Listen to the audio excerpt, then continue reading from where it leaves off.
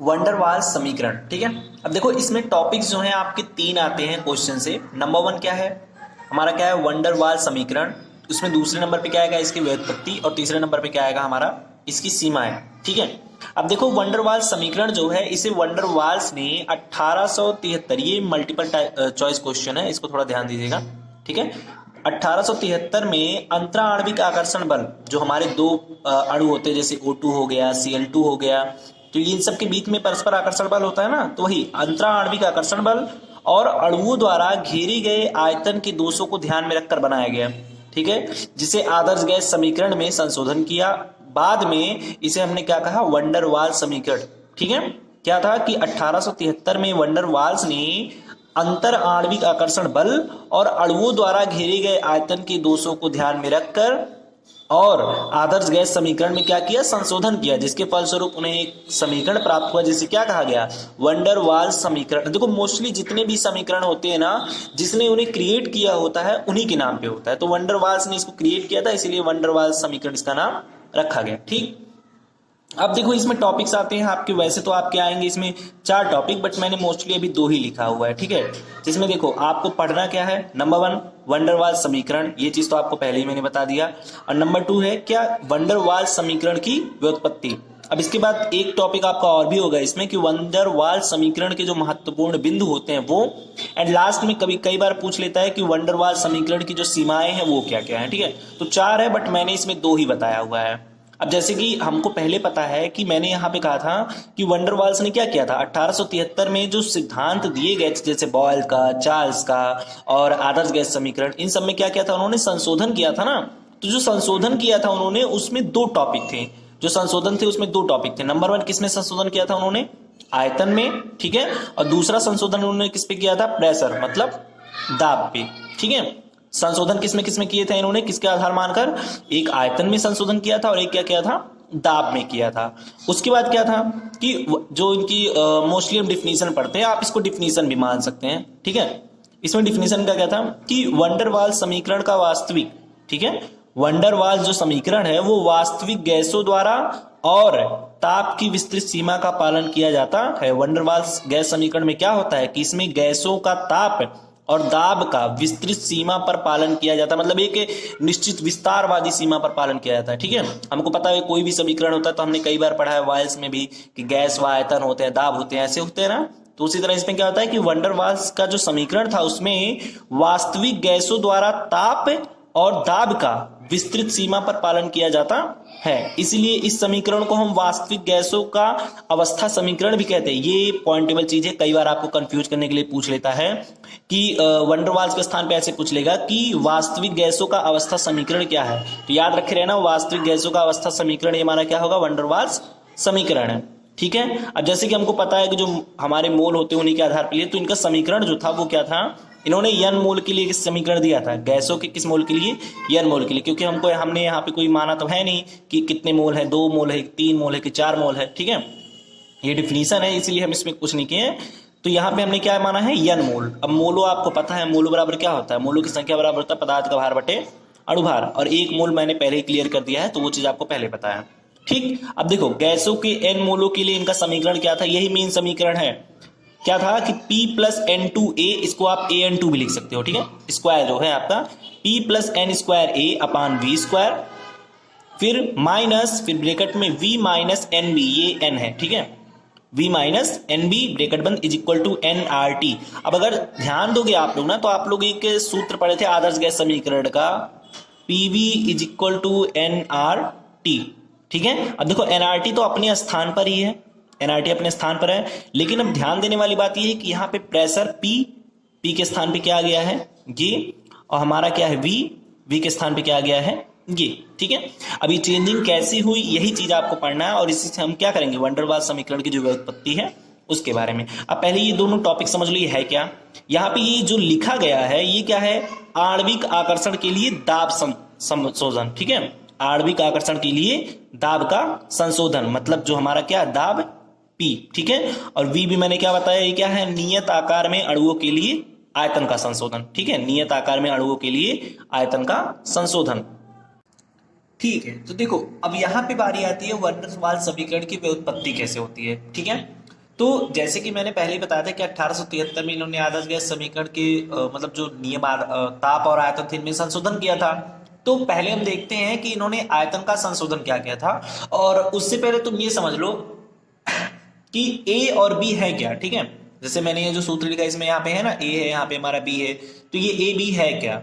देखो ए और बी जो है वो क्या है, वंडर वाल्स नियतांक है। वैसे वांडर वाल्स नियतांक है, ठीक है। ए और बी क्या है यहाँ पे, वांडर वाल्स नियतांक है। और इनका जो मान होता है, इनकी जो मान है ना, इनका मान जो है गैस की प्रकृति के ऊपर निर्भर करता है। ये चीज याद रखे रहना, ये आपके मल्टीपल क्वेश्चन में पूछता है। एंड देन नीट और जेई वालों के लिए भी प्रिपरेशन कंप्लीट होनी चाहिए। मल्टीपल क्वेश्चन में कई बार पूछता है कि जो हमारे वंडर वाल्स का जो नियतांक होता है वो किस पर डिपेंड करता है, तो वो हमारी जो गैस होती है, गैस की नेचर को भी डिपेंड करता है। ठीक है, अब बारी आती है, जैसे मैंने दो टॉपिक बताया था, जिसमें से हमारा पहला टॉपिक क्या था, आयतन संशोधन। इन्होंने दो में संशोधन किया था, किसमें किसमें में, एक आयतन में किया था इन्होंने और एक किसमें किया था, दाब में किया था। तो पहले हम आयतन संशोधन को देखते हैं। ठीक है, तो देखो आयतन संशोधन में इन्होंने क्या था कि वंडर वाल्स ने वास्तविक गैसें, ठीक है, वंडर वाल्स ने क्या था, वंडर वाल्स ने वास्तविक गैसें के अणुओं को, ठीक है, वंडर वाल्स ने वास्तविक गैसों के अणुओं को दृढ़ तथा गोलाकार माना। इन्होंने क्या किया, वास्तविक जो गैसें होती हैं उनके अणुओं को, जो उनके अण होते हैं उन अणुओं को क्या माना, दृढ़ तथा गोलाकार माना, और उनका आयतन क्या माना, निश्चित माना। क्या किए, गैस के अणुओं को दृढ़ तथा गोलाकार माना, जिनका आयतन उन्होंने निश्चित माना। आप देखो जब वो निश्चित मानता तो यहाँ पे क्या हो जाएगा, आदर्श गैस का आयतन बराबर क्या हो जाएगा, वास्तविक गैस का आयतन और माइनस गैसों के अणुओं द्वारा घेरा गया आयतन, क्योंकि निश्चित है ना, तो क्या हो जाएगा, आदर्श गैस का आयतन बराबर क्या हो जाएगा, वास्तविक गैस का आयतन माइनस गैस के अणुओं द्वारा घेरा गया आयतन। अब देखो यहाँ पे हम अगर आदर्श गैस का आयतन Vi मानते हैं, वास्तविक आयतन को हम V से डिनोट करते हैं। ठीक है, तो Vi इज इक्वल टू क्या हो जाएगा, V माइनस बी। समझ में आया। आयतन में संशोधन इन्होंने क्या किया था कि इन्होंने क्या किया था, गैस के अणुओं को, वास्तविक गैस के अणुओं को दृढ़ और गोलाकार मानकर माना, और उनका आयतन क्या माना, निश्चित माना। तो वहां पे क्या हो जाएगा, आदर्श गैस का आयतन बराबर वास्तविक गैस का आयतन माइनस गैस के अणुओं द्वारा घेरा गया आयतन। तो वहां पे क्या हो जाएगा, V minus sorry V is equal to V minus B. ठीक है, अब देखो यहां पर एक चीज और समझो, ये अगर हम, ये तो मतलब नॉर्मली है, ठीक है, लेकिन अगर आप में पूछ लेता है कि n मोल गैस के लिए, ठीक है, कह रहा आदर्श गैस का जो मान है, मतलब बोल दिया कि n मोल में आदर्श गैस का आयतन आप ज्ञात कीजिए, तो यहां पे हमारा क्या हो जाएगा, n मोल, तो मोल हमारा क्या हो जाएगा, Vi इज इक्वल टू वास्तविक आयतन में कोई परिवर्तन नहीं होगा। अब माइनस देखो गैस के अणुओं द्वारा, तो अणु हमें क्या कह रहा है, n मोल कह रहा है ना, तो यहां पे क्या हो जाएगा, n बी हो जाएगा। ठीक है, यहाँ पे क्या हो जाएगा, Vi is equal to n B हो जाएगा। अब यहाँ पर अगर बाई चांस कहीं भी हम Vi अगर आता है, कहीं भी Vi आता है, तो उसके स्थान पे हम क्या V माइनस एन भी रख सकते हैं कि नहीं रख सकते हैं, रख सकते हैं। या V इज इक्वल टू क्या हो जाएगा, माइनस Vi अपान एन बी, ये भी रख सकते हैं ना। अगर इसको हम पक्षांतर करते हैं तो क्या हो जाएगा, V इज इक्वल टू हमारा Vi अपान, ये यहाँ पे जाएगा, चिन्ह बदल जाएंगी, तो क्या हो जाएगा, Vi प्लस एन बी। ठीक है, समझ में आया। ठीक, अब देखो अब बारी आती है दाब संशोधन की। तो दाब संशोधन को पहले एक एग्जांपल की तरह समझो। मान लो आपका कोई ऐसे पात्र है या बर्तन है, ठीक है, हो गया। तो इस पात्र में अगर कोई पार्टिकल अंदर की साइड, कोई अणु हमारा क्या है, बीच में है, तो उस एक अणु पर अन्य अणुओं का क्या लगेगा, आकर्षण बल लगेगा, क्योंकि अणु हमारे क्या होते हैं, गतिशील होते हैं ना। तो इन अणुओं का क्या होगा, इस पे आकर्षण बल लगेगा, मतलब ये अपनी ओर एक दूसरे की ओर क्या करेंगे, इसको निरस्त करेंगे, आकर्षित करेंगे, जिससे इस अणु का जो परिणामी आकर्षण बल होगा, मान लो ये अपनी साइड खींच रहा है, यहाँ पे एक अणु वो अपनी साइड खींच रहा है, तो जब दोनों समांतर अपनी साइड बराबर अणु गति करने के लिए खींच रहे हैं इसको, तो इसका जो आकर्षण बल होगा वो क्या हो जाएगा, 0 हो जाएगा। ठीक है, इसका क्या हो जाएगा, आकर्षण बल क्या हो जाएगा, 0 हो जाएगा। लेकिन जो हमारा जो अणु यहाँ पात्र के किनारे है, दीवार के पास है, ठीक है, लेकिन जो हमारा जो अणु दीवार के पास है वो क्या करेगा, दीवार से टकराएगा कि नहीं टकराएगा, टकराएगा। तो जब टकराएगा तो इसका जो आकर्षण मतलब इसका जो परिणामी आकर्षण बल होगा वो क्या हो जाएगा। अब जैसे ऐसे समझो आप किसी दीवार पे गेंद को फेंक रहे हो, आपने दीवार को गेंद पे फेंका, तो वो टकरा के आपकी ओर रिटर्न आएगा कि नहीं आएगा, आएगा ना। तो उसी तरह जब दीवार से टकराएगा अणु, तो उस पर परिणामी आकर्षण बल क्या होगा, पात्र के अंदर की तरफ आएगा, क्योंकि इधर टकराएगा तो अंदर की तरफ आएगा ना, तो पात्र के अंदर की तरफ आएगा। इस कारण जो दीवार पर स्थित अणु हैं वो किसकी ओर जाएंगे, उनका खिंचाव किसकी ओर होगा, अंदर की ओर होगा। ठीक है, अब यहां से हम देख सकते हैं कि अतः मतलब मान सकते हैं, जो हमें लिखना होगा कि अतः यह अणु पात्र की दीवार से क्या होगा, कम वेग से टकराएगा। जो अणु अगर इससे टकराएगा तो फिर से इधर आएगा तो उसका वेग कम हो जाएगा ना, तो कम वेग से टकराएगा। तो इस प्रकार हम कह सकते हैं कि जो हमारा वास्तविक दाब होता है, ठीक है, जो हमारा क्या होता है वास्तविक दाब P होता है, वो क्या होता है, आदर्श दाब। आदर्श दाब शॉर्ट फॉर्म में लिख रहा हूं, आदर्श दाब की तुलना में क्या होगा, बहुत ही कम होगा। ठीक है, तुलना की राशि में हमारा जो वास्तविक होगा वो क्या हो जाएगा, कम हो जाएगा। ठीक है, अब यहां पे हम लिख सकते हैं कि अतः क्या हो जाएगा, अतः P वास्तविक को हम P से प्रदर्शित करते हैं। P इज इक्वल टू, आदर्श को हमने पहले बताया था, पहले वाले में याद होगा आपको VI लिखा गया था, तो यहाँ पे आदर्श गैस आदर्श प्रेशर के लिए क्या हो जाएगा, PI हो जाएगा, एंड माइनस फिर से क्या हो जाएगा, P हो जाएगा।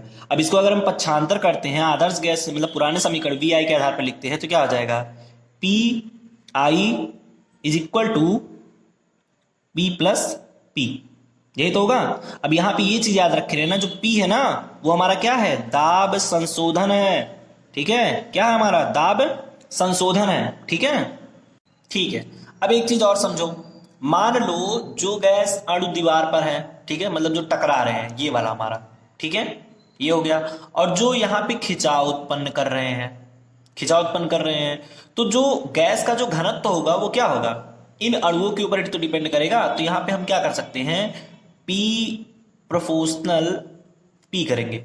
ठीक है, यहाँ पे क्या हो जाए, गैस की उन अणुओं, अब ऐसे देखो, गैस के उन अणुओं की संख्या जो पात्र की दीवार पर, ठीक है, क्या है, गैस के उन अणुओं की संख्या जो पात्र की दीवार पर टकराने वाले, ठीक है, टकराने वाले अणु पर खिंचाव उत्पन्न करते हैं, वो क्या होंगे, जो कि गैस के घनत्व पर निर्भर करते हैं। वही मतलब टकराने के लिए दबाव उत्पन्न करेंगे जो गैस के घनत्व पर निर्भर करते हैं, अर्थात हमारा क्या हो जाएगा, P प्रोपोर्शनल P हो जाएगा। अब एक चीज और समझ लो, हमको पता है कि इनका जो घनत्व होता है, ठीक है, घनत्व जो हमारा EP होता है, EP इज इक्वल टू अणुओं में क्या हो जाएगा, N अपान V होगा। ठीक है, अणुओं का क्या हो जाएगा, EP अपान V हो जाएगा। ठीक है, तो अब यहाँ पे समझो P इज इक्वल टू, मतलब अगर हम A को नियतांक हम क्या मान लेते हैं, A मान लेते हैं, तो PA इज इक्वल टू हमारा क्या हो जाएगा, N अपान V का स्क्वायर, यही चीज होगा। N हमार क्या हो जाएगा, N is equal to A upon N V का स्क्वायर। अब ये पॉइंट और ये जो पॉइंट आया था इसको थोड़ा ध्यान देना, मान लो इसको भी अलग पेज पे करते हैं, ठीक है। अब देखो, मान लो क्या था हमारा, P I is equal to P plus P, यही था ना। तो अगर हम जो हमारा पहले वाला अभी हमने जो पी का मान निकाला था वास्तविक वाले का, तो पी इज इक्वल टू हमारा क्या आया था, E N square upon V का स्क्वायर, यही आया था।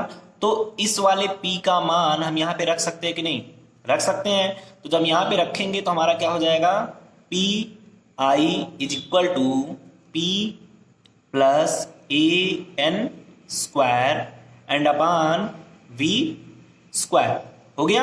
अब यहाँ पे हमारा क्या है, जो पी आई है वो बराबर किसके है, पी आदर्श के, ठीक है, और जो हमारा P है वो क्या है, वास्तविक है, मतलब वास्तविक प्रेशर है, ठीक है, जो भी हो, ठीक, वास्तविक है। और तथा जो हमारा A N square upon V square है वो क्या है, संशोधित पद है, क्या है, संशोधित पद है, ठीक है, समझ में आया, ठीक है। तो देखो आदर्श गैस समीकरण क्या था, वैसे आदर्श गैस समीकरण क्या था, P V is equal to N R T, यही था ना। लेकिन हम यहाँ पे संशोधित किया गया है, तो संशोधित वाले को हमने क्या किया है, P I V I is equal to N R T, यही है, ठीक है। अब देखो पी आई का मान हमने अभी यहाँ पे क्या निकाला था, P plus A N square V square, ठीक है। तो हम पी के स्थान पे क्या लिख सकते हैं, P plus A N square and upon V square, ठीक है, ये हो गया। एंड देन आपको याद होगा हमने b का मान क्या निकाला था, b का मान हमने निकाला था v minus A B, V I is equal to क्या निकाले थे, वी माइनस ए बी, पीछे है बैक करके फिर से देख सकते हो, ठीक है।